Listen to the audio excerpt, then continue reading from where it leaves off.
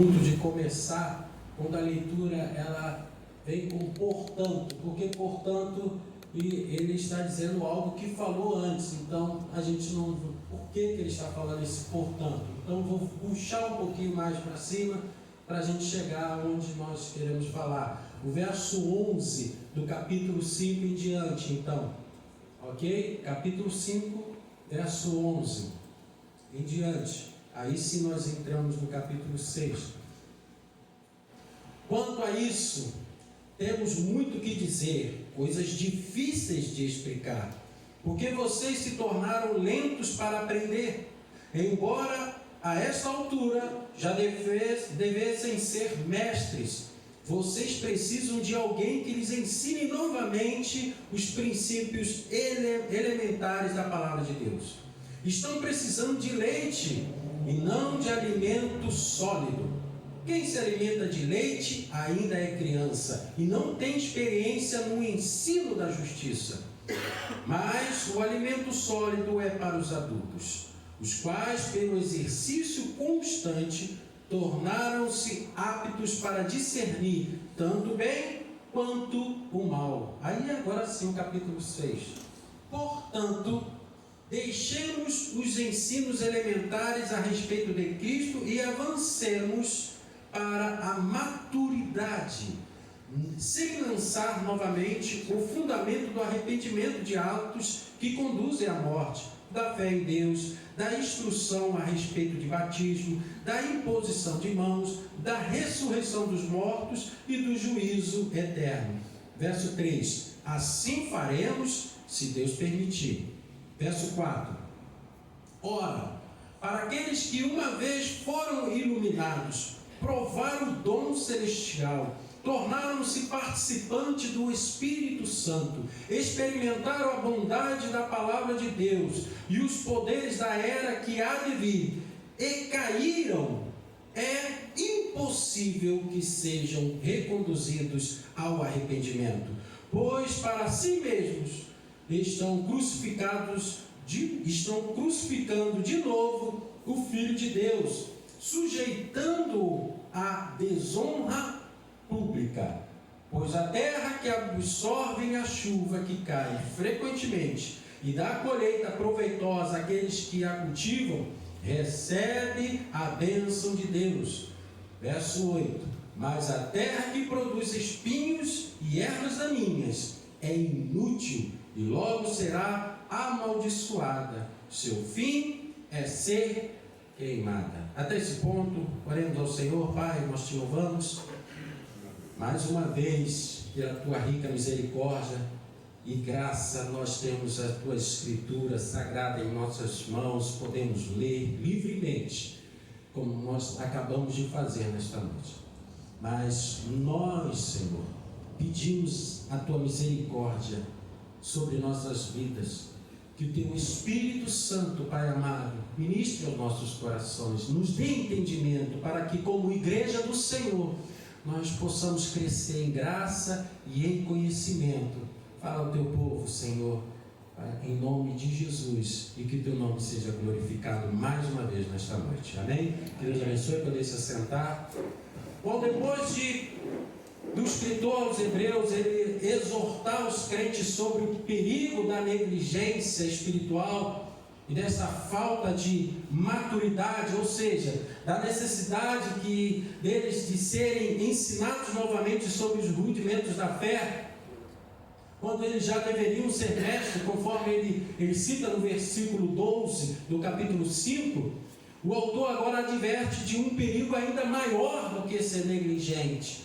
Um perigo maior do que a gente ser criança e estar necessitando de leite, a falta de maturidade. Então ele fala de um perigo muito maior do que isso, o perigo da apostasia. O assunto ele é tratado neste livro de Hebreus, no capítulo 3, no verso 12. Nós podemos ver do verso 12 ao versículo 19 do capítulo 3, dizendo: cuidado, irmãos, para que nenhum de vocês tenha um coração perverso e incrédulo, que se afaste do Deus vivo. Ao contrário, encorajem-se uns aos outros todos os dias, durante o tempo que se chama o quê? Hoje. De modo que nenhum de vocês seja endurecido pelo engano do pecado, pois passamos a ser participantes de Cristo desde que de fato nos apeguemos até o fim, a confiança que tivemos no princípio. Por isso é que se diz: se hoje vocês ouvirem a sua voz, não endureçam o coração como na rebelião. Quem foram os que ouviram e se rebelaram? Quem foi? Não foram todos os que Moisés tirou do Egito? Contra quem Deus esteve irado durante 40 anos? Não foi contra aqueles que pecaram, cujos corpos caíram no deserto? Verso 18. E a quem jurou que nunca haveriam de entrar no seu descanso? Não foi aqueles que foram desobedientes?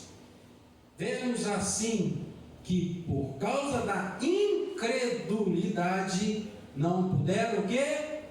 Vocês estão entendendo o perigo da apostasia? Então ele fala ali da negligência, o perigo da negligência, no capítulo 11, sobre as pessoas não atentarem para os ensinamentos da palavra do Senhor. Agora ele fala a coisa pior ainda, mais perigosa, que é a apostasia, a dureza do coração, a falta de fé. Aí ele volta no capítulo 10, abordar esse assunto ainda em Hebreus, capítulo 10, versículo 26. Versículo 26 até o versículo 31. Se continuarmos a pecar deliberadamente depois de recebermos o conhecimento da verdade, já não resta sacrifício pelos pecados, mas tão somente uma terrível expectativa de juízo e de fogo intenso que consumirá os inimigos de Deus. Quem rejeitava a lei de Moisés morria sem misericórdia pelo depoimento de 2 ou 3 testemunhas. Quão mais severo castigo, julgam vocês, merece aquele que pisou aos pés o Filho de Deus, profanou o sangue da aliança, pelo qual ele foi santificado, e insultou o Espírito da graça. Pois conhecemos aquele que disse: a mim pertence a vingança, eu retribuirei, e outra vez o Senhor julgará o seu povo. Verso 31. Terrível coisa é cair nas mãos do Deus vivo. Então você vê como que é perigoso essa questão da apostasia. Ele fala que na época de Moisés, quando alguém pecava, precisava de 2 testemunhas para que essa pessoa fosse julgada e morta. Agora, quem profana, quem fala contra o Espírito Santo, fala que terrível coisa é cair nas mãos do Senhor. Aqui está falando sobre a apostasia. E no capítulo 12, você vê como que esse assunto ele é grave e muito perigoso, que o autor de Hebreus ele dá bastante ênfase a essa questão. E no capítulo 12, novamente, nós vemos ele falar, eu nem vou entrar ali na questão do capítulo 11, que fala sem fé é impossível agradar a Deus, nem vou entrar nesse assunto, só para a gente, por causa do tempo realmente, mas vocês já estão vendo a gravidade que é essa questão da gente apostatar. No capítulo 12, a partir do verso 25, fala, cuidado, olha como que ele vem mostrando que isso é perigoso. Cuidado, não rejeitem aquele que fala. Se os que se recusarem a ouvir aquele que os advertia na terra não escaparam, quanto mais nós, se nos desviarmos daquele que nos adverte dos céus.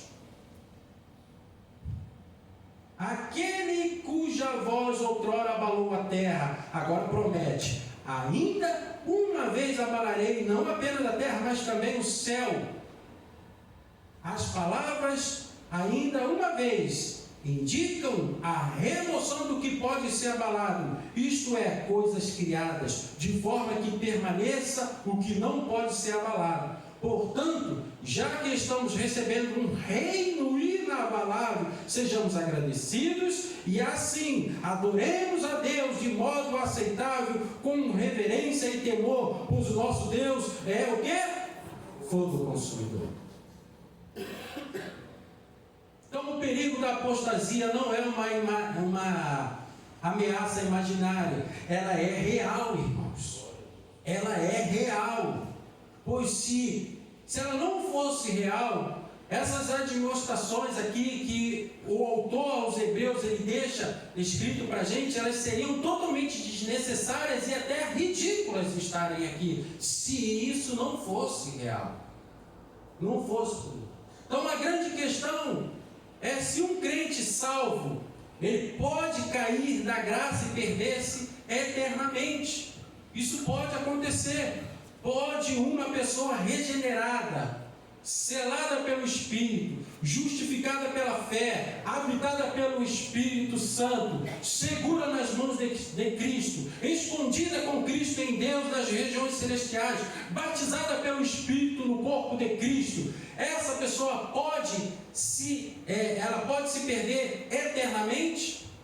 É o que os Hebreus estão trazendo para a gente. Irmãos, isso aqui é debate para muitos teólogos de muitos anos, e muitos têm entrado em diversos debates, porque o escritor Hebreus diz que não tem como voltar atrás.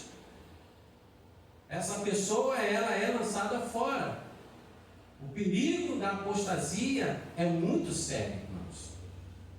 Pode alguém que foi adotado na família de Deus ser lançado fora? Pode alguém ser filho de Deus pela manhã e filho do diabo à noite? Pode alguém ou algo afastar uma pessoa salva do amor de Deus que está em Cristo Jesus? Pode. São perguntas e perguntas e mais perguntas que nós fazemos para nós mesmos. Pode alguém que recebeu a vida eterna sofrer penalidade eterna? Será que essa passagem, ela deita fora todo o edifício da segurança dos salvos? Será que é isso que os Hebreus estão passando? Não resta dúvida que há uma clara distinção aqui entre um membro da igreja visível e aquele que é membro da igreja invisível. Ele está fazendo uma distinção aqui, está bem claro aqui. Uma pessoa pode entrar para a igreja visível, a igreja que nós temos aqui. Ela pode ser batizada, ela pode ter comunhão com os crentes, ela pode pregar a palavra de Deus, ela pode exercer ministério, ela pode ocupar posição de liderança na igreja e depois sair da igreja e morrer no pecado. Pode isso. Isso pode, nós vamos ver ao decorrer da ministração e pela graça de Deus, através do Espírito Santo, nós entendemos que isso pode acontecer. E vamos ver muitos exemplos que a Bíblia deixou para cada um de nós. Quando isso acontece, não questionamos a veracidade da doutrina da segurança dos salvos, mas a real experiência da pessoa que faz isso, da pessoa que cai. Nós podemos usar Judas Iscariotes, era um apóstolo de Jesus Cristo, mas não era o quê?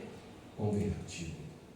Era um apóstolo, uma pessoa que andava com Cristo, aprendia tudo que Jesus falava, via, contemplava os milagres, presenciava, mas não era convertido. Então o que o autor dos Hebreus escreve sobre o perigo da apostasia é muito sério, irmãos. Então eu posso ser um pastor, pregador da palavra do Senhor, e até aos olhos da humanidade ser bem sucedido, mas não ser um convertido. Pode, é isso que os Hebreus, o autor está dizendo, isso pode. Isso é sério, irmãos. Isso é muito perigoso. Demas, que era cooperador do apóstolo Paulo, amou o presente século e abandonou o apóstolo. ele apostatou da sua fé. Isso pode acontecer? Pode, são exemplos que a Bíblia dá. Aconteceu.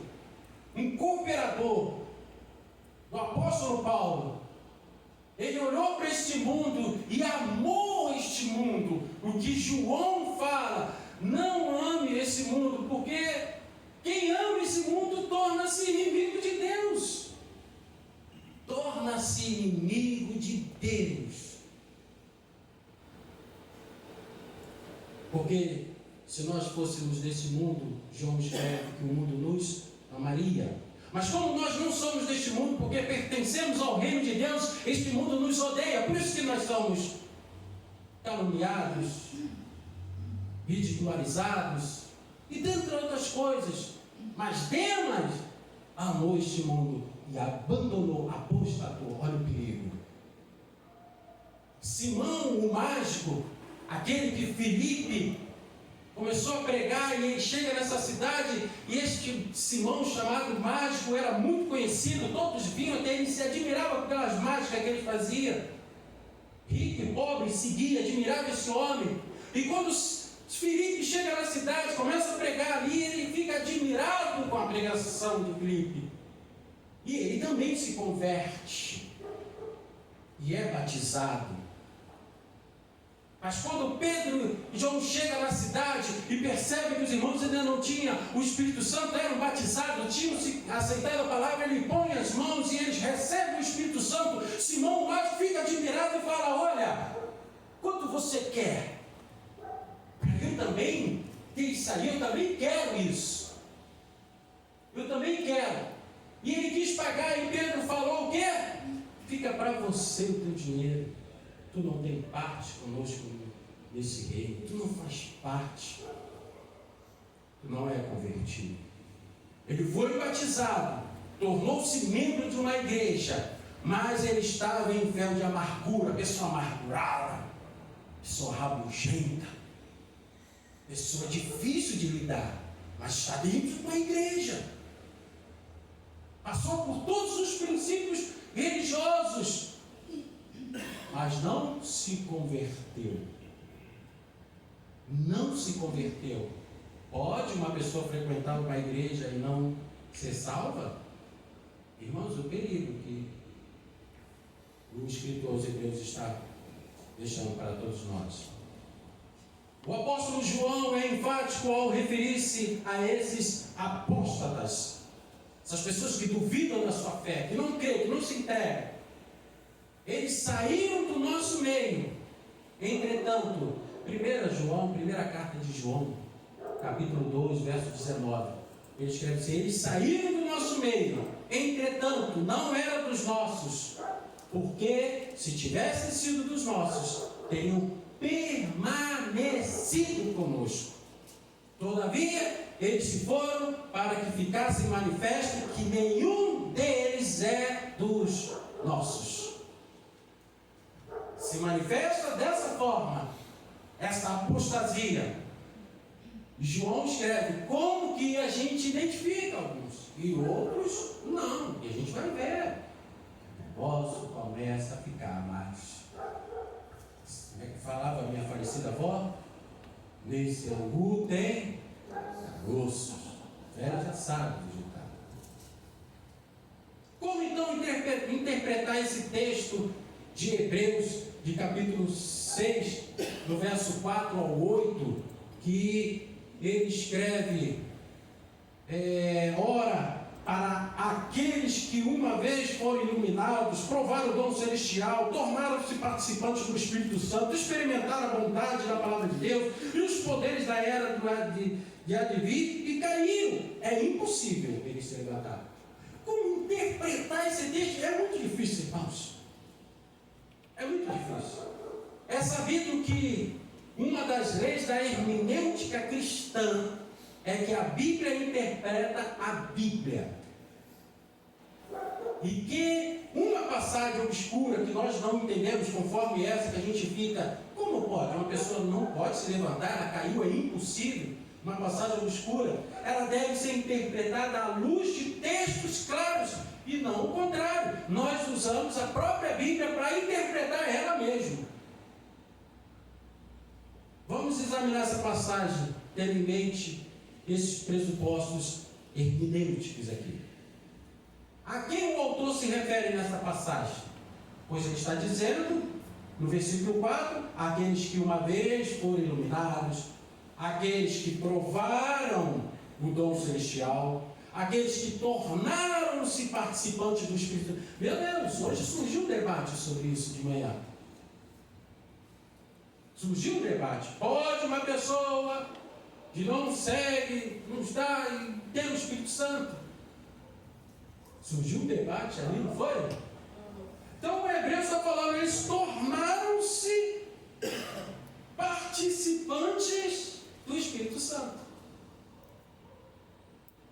Experimentaram a bondade da palavra de Deus. Eles experimentaram os poderes da era de vir. E o verso 6 diz o quê? Caíram. Eles caíram. E fala que é impossível que se levante. É impossível. Alô. O escritor faz um alerta sobre o perigo real da apostasia. Uma vez que muitos crentes professam estavam de malas prontas para voltar para o judaísmo. Então ele escreve isso e fala, vocês querem voltar? Tem um perigo aí.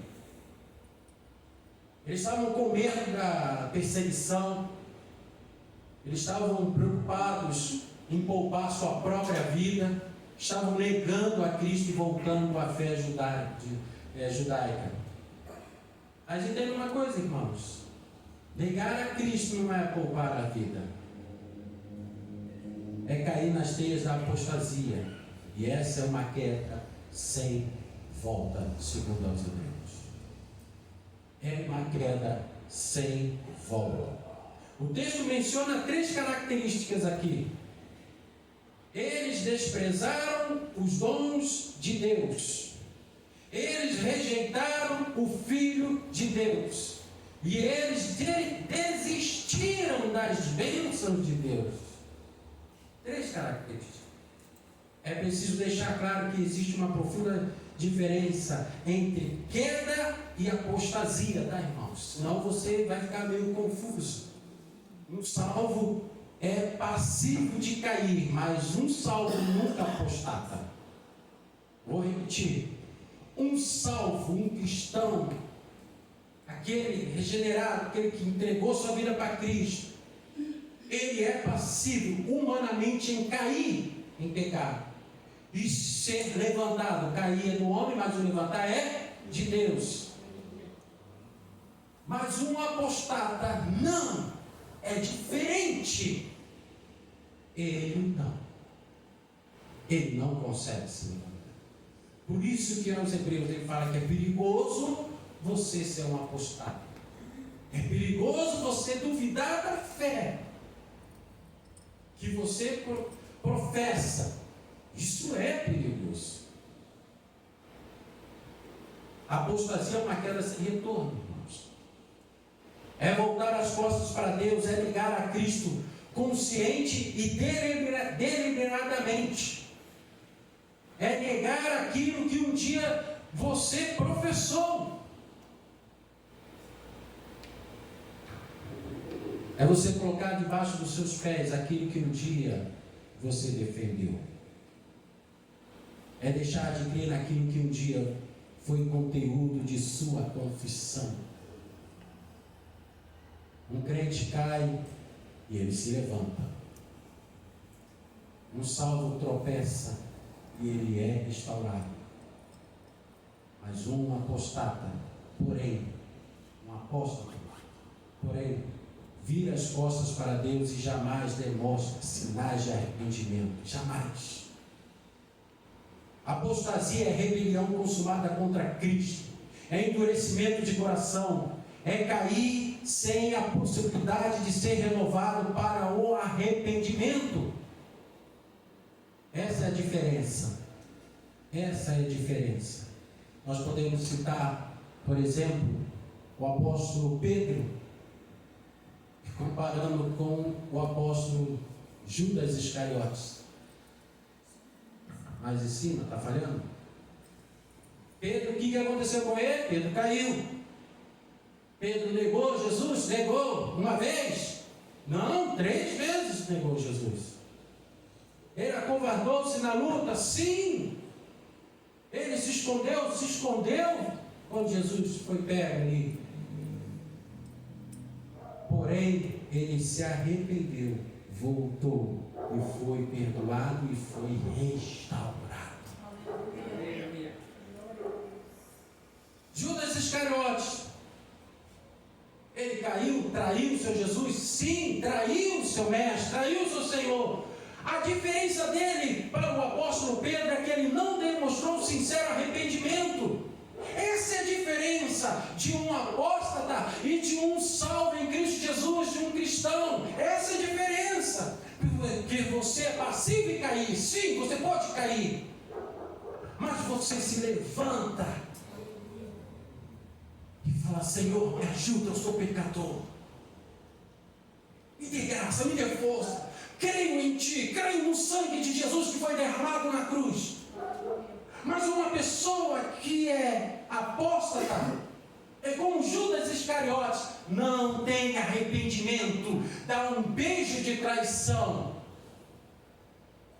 e vai tranquilamente. Frequenta a igreja, frequenta os cultos de oração, frequenta tudo. Mas não está. Vocês estão vendo a diferença? Isso é sério, irmãos.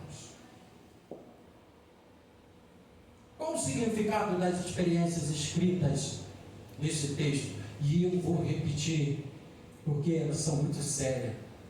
Porque nós estamos falando de pessoas que são apóstolas da fé, são pessoas que duvidam da sua fé. Ora, verso 4, né? Para aqueles que uma vez foram iluminados, isso tem que ficar na tua mente. Provaram do dom celestial, tornaram-se participantes do Espírito Santo, experimentaram a bondade da palavra de Deus e os poderes da era que há de vir, e caíram. É impossível que sejam reconduzidos ao arrependimento.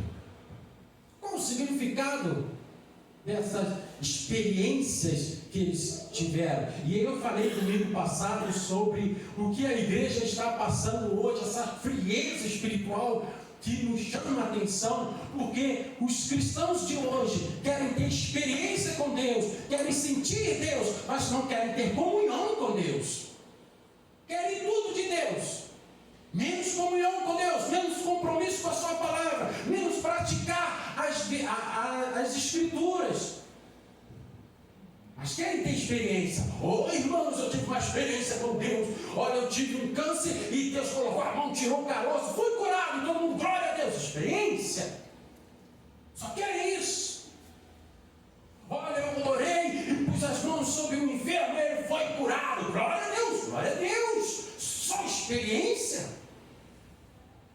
Olha, eu senti a Deus, eu vim no culto hoje e eu estava tão para baixo, tão para baixo, tão para baixo. A minha vontade era de tirar a minha vida. E eu senti o gozo do Espírito Santo. E foi muito bom. Mas só fica nisso. A hora de se entregar, de ter a comunhão, não. Está muito bom esse sentir Deus. Está muito bom esse culto gostoso. Quando flui, é aquele negócio. É ruim que aí vai bem para a crítica, ele está botando aí no YouTube. É muito bom quando solta a fumacinha, né? E o tecladista começa e a gente começa a chorar. É tão gostoso. Mas é só isso. Só sentir. Comunhão não quero. Porque comunhão eu tenho que negar a mim mesmo. Eu tenho que tomar a minha cruz. E eu tenho que seguir Jesus. Não.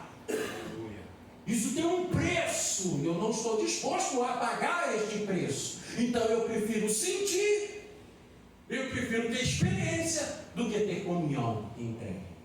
Resumindo o que está acontecendo no nosso meio chamado evangélico. As pessoas só querem experiência, Só querem sentir, mas não querem se entregar. Qual é o significado então descrito nesse texto? No versículo 4 e 5, elas foram iluminadas, elas provaram do dom celestial, foram 5 coisas que elas tornaram-se participantes do Espírito Santo, elas provaram a boa palavra de Deus e elas provaram os poderes do mundo vindouro. Provaram os poderes. Todas essas experiências foram vividas pelos israelitas rebeldes que pereceram no deserto. O apóstolo Paulo escreve isso na sua primeira carta. Coloca para mim, minha filha. Primeira carta do apóstolo Paulo aos Coríntios, capítulo 10, versículo 1 ao 11. A primeira carta do apóstolo Paulo aos Coríntios, capítulo 10, versículo 11. Vou ler com vocês. Porque não quero, irmãos, que vocês ignorem o fato que todos os nossos antepassados estiveram sobre a nuvem e todos passaram pelo... Mas ele está dizendo que todos. Aqui nós estamos vendo o quê? Experiência. Isso é para quem gosta de experiência. Para quem gosta de frequentar o culto e falar, olha, experiência. Todos. Em Moisés, todos eles foram o quê? Batizados na nuvem e no mar. Verso 3.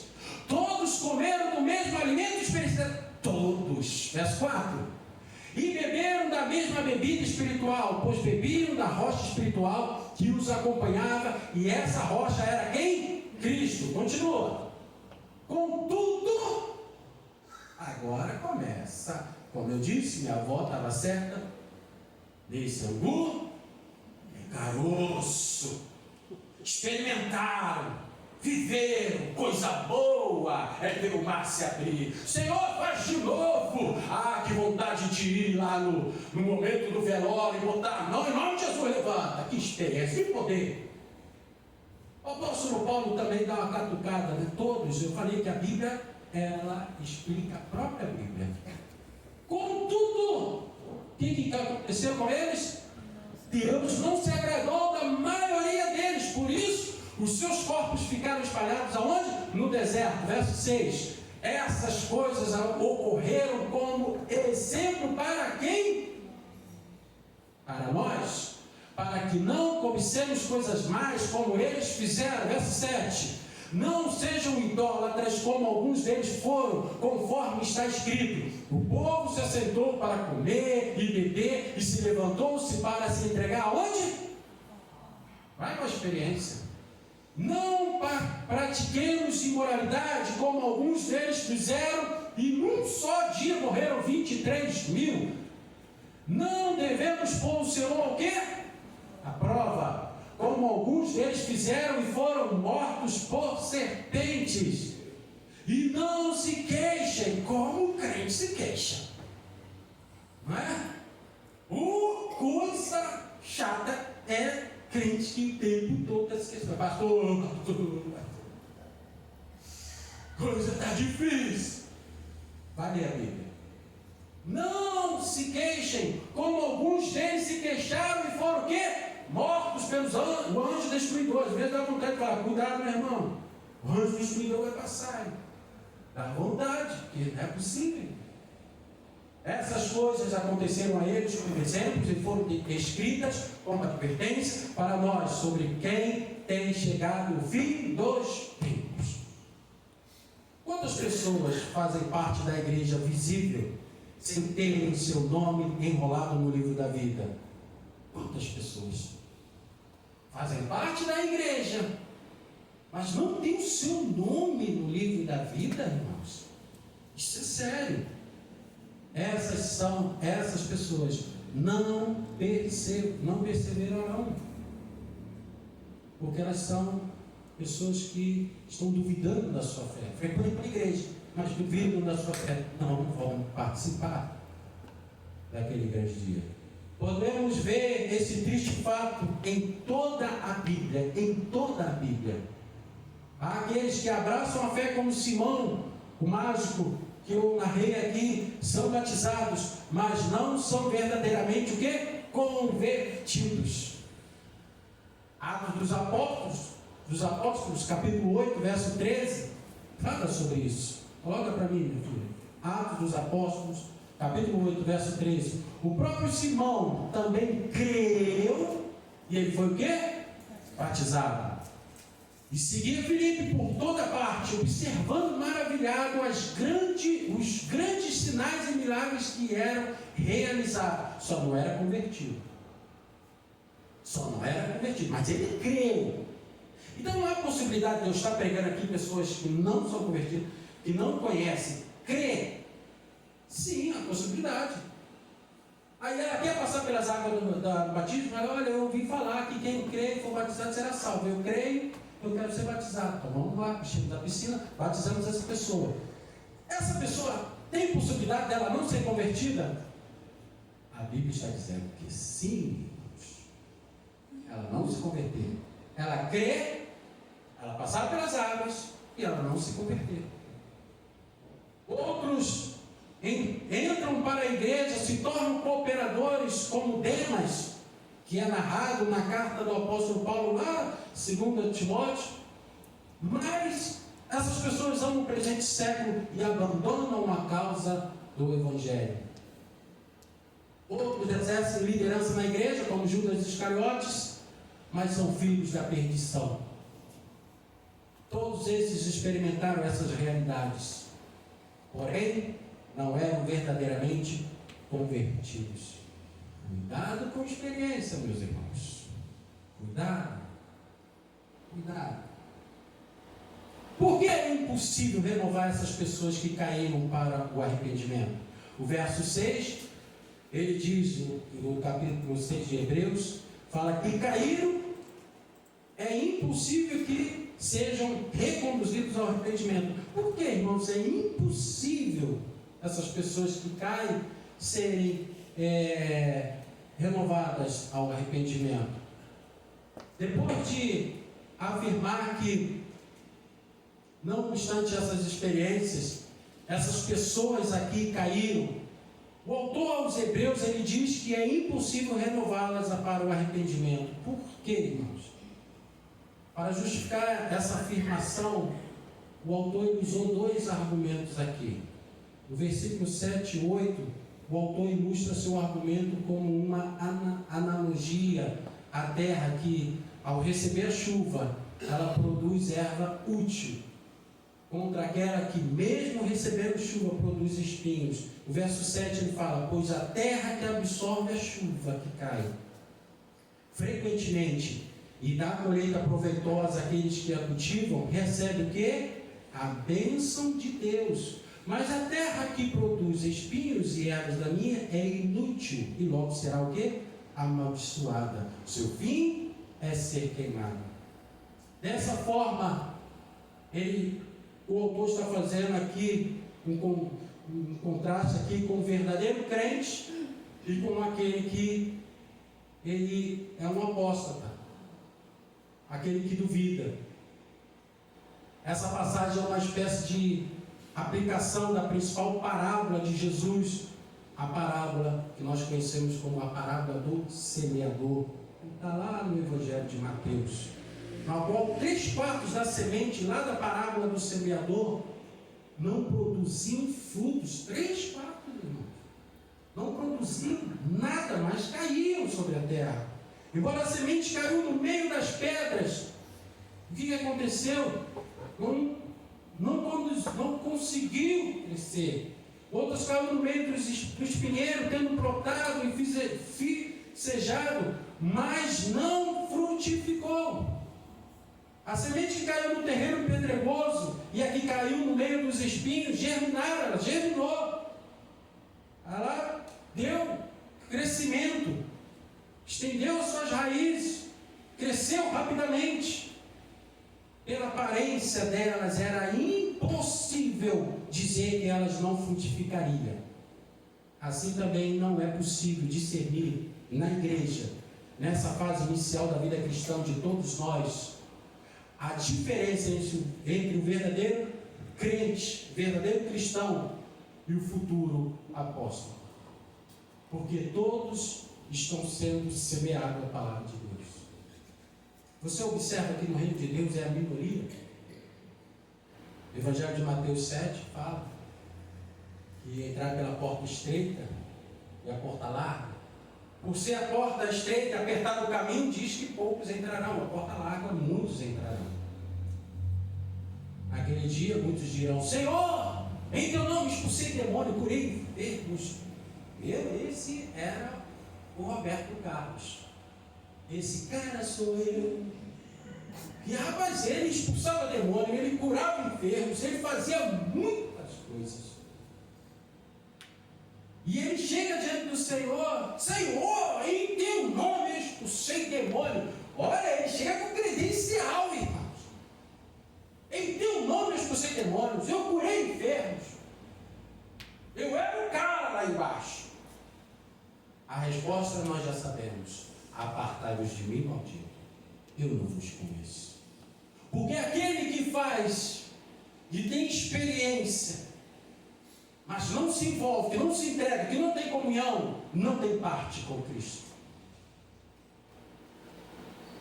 Nós vemos aqui essa analogia que o escritor de Hebreu fala sobre a terra, comparando a essa questão da parábola do semeador. Você vê que a chuva cai sobre a terra, irmãos, mas a terra não produz fruto. Ela está sendo abençoada, ela está sendo regada, mas ela, se for uma terra ruim, ela não produz nada. Ele está dizendo que tem crente que Deus derrama as bênçãos dele sobre a vida da pessoa, mas a pessoa não produz nada. É terra árida, irmãos. Gente de coração duro, coração de pedra, mas está sendo irrigado, está sendo abençoado, está sendo protegido, tem livramentos, portas se abrem. Tempo difícil, a pessoa consegue, tem um sustento, tem um pão de cada dia, mas a pessoa é ruim, não produz nada. Vocês estão entendendo, irmãos? Difícil. Ele está falando de gente que é uma terra que recebe a chuva de Deus, a bênção de Deus, comparado àquele do semeador, que Jesus fala da parábola. Está recebendo a semente, mas não produz. E 3/4 da semente se perde, só uma, irmãos, que produz. A maior parte não produz nada, irmão. Então não adianta eu estar com uma igreja lotada se não tem produção, não tem fruto. Amém? Olha o perigo dessa carta do livro de Hebreus. Era muito sério. Na dependência do Espírito e buscando a coerência nas Escrituras, entendemos que a passagem dessa de Hebreus, ela não nega a doutrina da perseverança dos santos, mas ela trata do pecado da apostasia, ou seja, daquele abandono ostensivo, deliberado e consciente daqueles que, embora tenham estado na igreja, recebido os seus sacramentos, ouvido até a pregação da palavra de Deus, nunca nasceram de novo, e por isso, em dado momento, eles revelaram toda a dureza do seu coração e viraram as costas para Deus, calcando aos pés a graça, entregando Jesus Cristo. Esses não têm perdão. Esses que viram as costas para Deus e pisam sobre todo o ensinamento, tudo que aprenderam, irmãos, é uma blasfêmia contra o Espírito Santo de Deus. E pecado de blasfêmia contra o Espírito de Deus não tem perdão. É isso que Hebreus está falando. Essas pessoas não podem ser restauradas porque jamais demonstraram sincero arrependimento. Elas não têm um coração quebrantado, irmãos. Não há nelas sinais de arrependimento sincero, ao contrário, elas permanecem endurecidas para sempre. Por isso, são como a terra que, a despeito de receber a chuva, só produz espinhos e abrolhos. Mas nada. Você chega perto dessa pessoa, dá até medo de chegar perto. Reclama de tudo. Conhece crente assim? Não fala, você não conhece. Não tem. Não tem. Hoje. né? Tudo é uma bênção, igreja é uma bênção, os irmãos são uma bênção. Não tem crente assim. Graças a Deus por isso. É só aqui na carta dos Hebreus. É só aqui. Só esse daqui.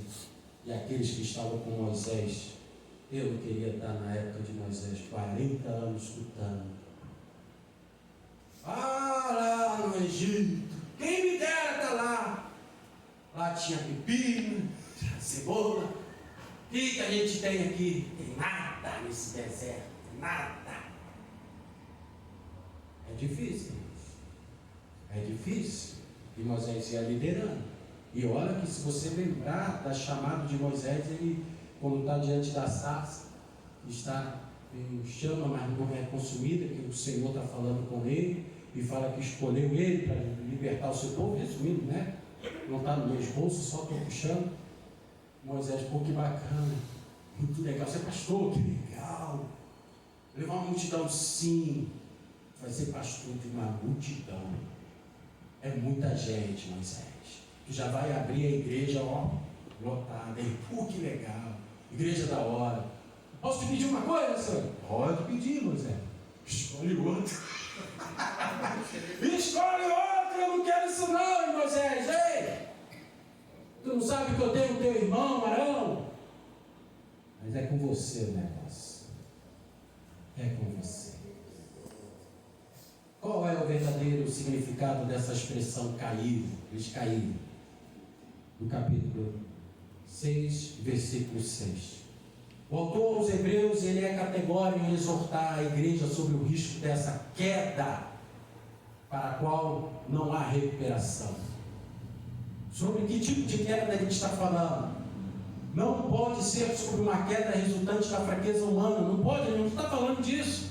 Pois os crentes, todos nós constantemente precisamos se voltar a Deus para confessar o quê? Os nossos pecados e buscar refúgio em Jesus Cristo. Então não é dessa queda que ele está falando. Porque todos nós somos passivos a cair. Essa queda não é aquela a qual os salvos estão sujeitos. Essa queda trata-se de uma queda para a qual não existe arrependimento, ou seja, não há reconhecimento do erro. A pessoa não reconhece que ele está em erro. Não há tristeza segundo Deus, nem volta para Deus. Ela não quer nada com Deus. É um abandono definitivo e final da fé cristã. Isso é uma rebelião consumada, é uma apostasia completa, é uma blasfêmia contra o Espírito Santo. Esse pecado é também chamado nas Escrituras exatamente disso, de blasfêmia contra o Espírito Santo. O apóstolo Marcos, no seu Evangelho de Marcos, ele fala sobre isso. Nós não temos mais tempo para nós fazermos tanta comparação da Bíblia para me falar que a Bíblia explica a Bíblia. Mas o Evangelho de Marcos, o capítulo 3, verso 28 ao 30, fala sobre isso.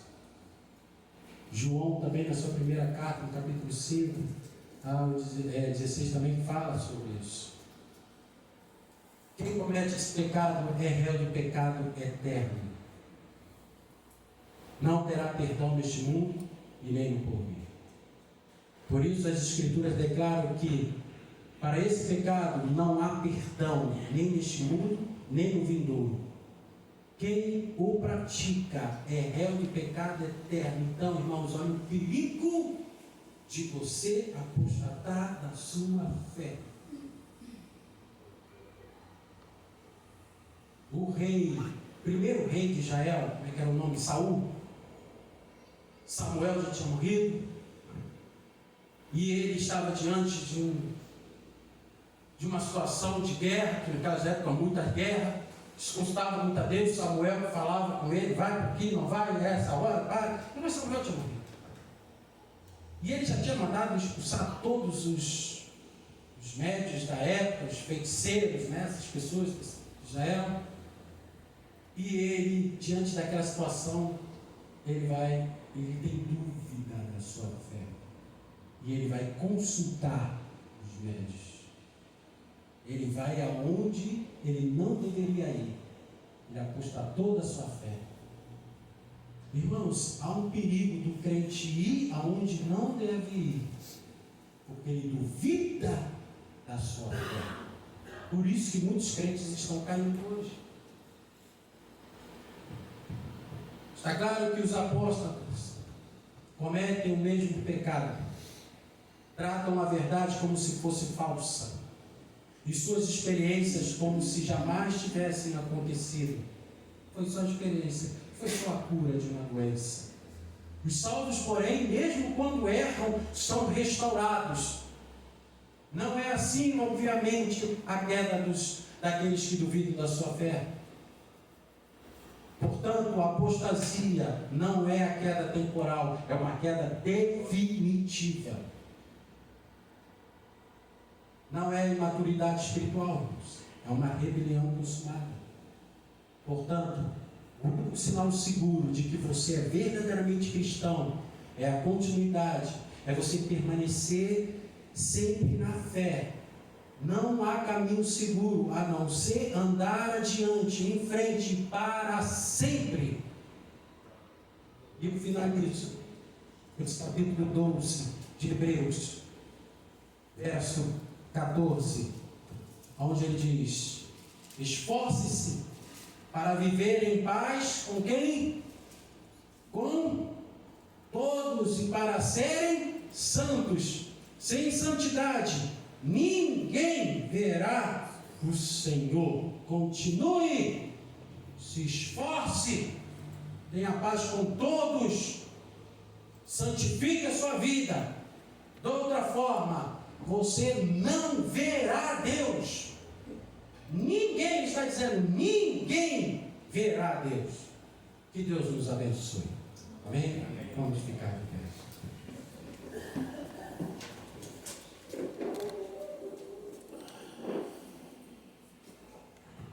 Mais uma vez quero agradecer a todos da temática, os nossos irmãos são sempre bem-vindos a estar conosco aqui, aos visitantes também, que Deus abençoe a vida de vocês, e aos que já são da igreja também, Deus abençoe, por que não? Que eles são cimentos, embora a Bíblia fala, eu não tenho ciúme, mas eles são, eu também quero. A igreja é assim, né? Que Deus tenha misericórdia de todos nós. Oremos ao Senhor.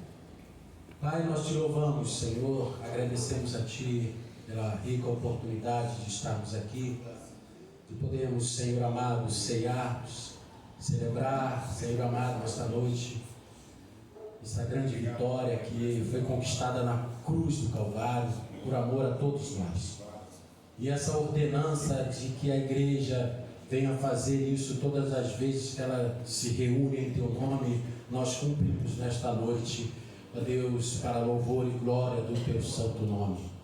Essa é uma igreja, Senhor amado, que tem buscado a pregar a Tua palavra como ela é, Senhor. Não tem sido fácil num tempo tão difícil que nós vivemos, Senhor, mas pela Tua graça e misericórdia temos vencido esses tempos difíceis e cremos, Pai amado, que num futuro, já num tempo bem presente, estaremos com o Senhor. Aguardamos esta grande promessa ao retorno de Jesus para buscar a sua igreja. Maranata, ora vem, Senhor Jesus. Senhor, abençoa a tua igreja, o teu povo, ricamente, em nome de Jesus. Leva em paz, tenha uma semana rica e abençoada para todos. Ó Pai, eu te peço, em nome de Jesus, leva-os em paz, na tua graça e na sua proteção. Que o amor de Deus, igreja, e as doces consolações do Espírito Santo de Deus seja com todos vós, não somente esta noite, mas para todos sempre. E que todo abençoado diga amém. Em nome de Jesus, as palmas glorificam o Senhor. Vai em paz. Deus nos abençoe.